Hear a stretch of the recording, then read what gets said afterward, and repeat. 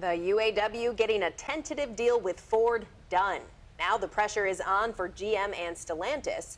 Thanks for joining us at 6. I'm Shayna Humphreys. And I'm Lauren Winfrey. Tonight, here's what we know. The UAW, GM, and Stellantis all meeting today, but so far, no deal. Let's get started with our team coverage and CBS News Detroit's Andres Gutierrez. He's on your block in Wayne with a closer look at Ford's deal.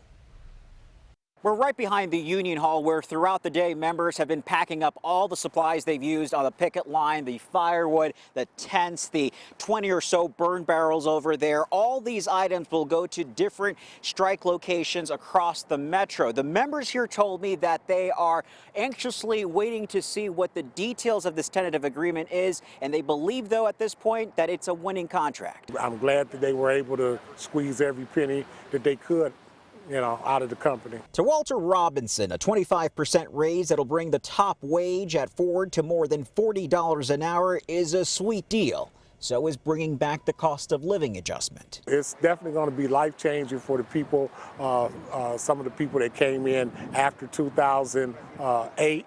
And it's definitely going to be a career and not just a job. It's the way Stacy Tompkins looks at it, who has worked at the Ford Michigan assembly plant for 34 years. I'm very happy with the contract. And I'm a legacy employee, so in all actuality, people are going to say, well, we don't get as much.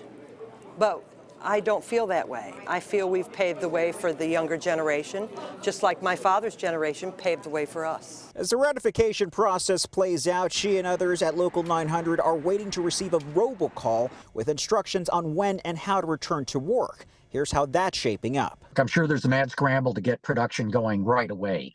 But first, Ford has to contact its suppliers and make sure they've already called back anybody that they laid off so they can start production. And in fact, those Tier 1 suppliers are going to have to contact their Tier 2 suppliers and make sure the same thing happens. And the Tier 2s contact the Tier 3s.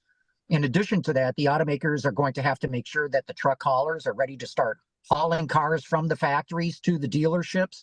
So there's this big machine that's got to get started again. In the meantime, Local 900 will keep its pantry doors open. But once we get back to work, we will, I think, be slow running.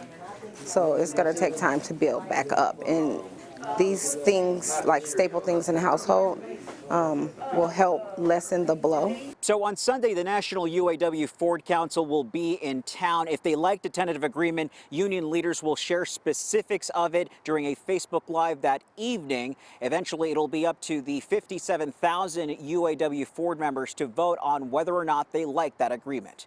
Reporting in Wayne, Andres Gutierrez, CBS News, Detroit.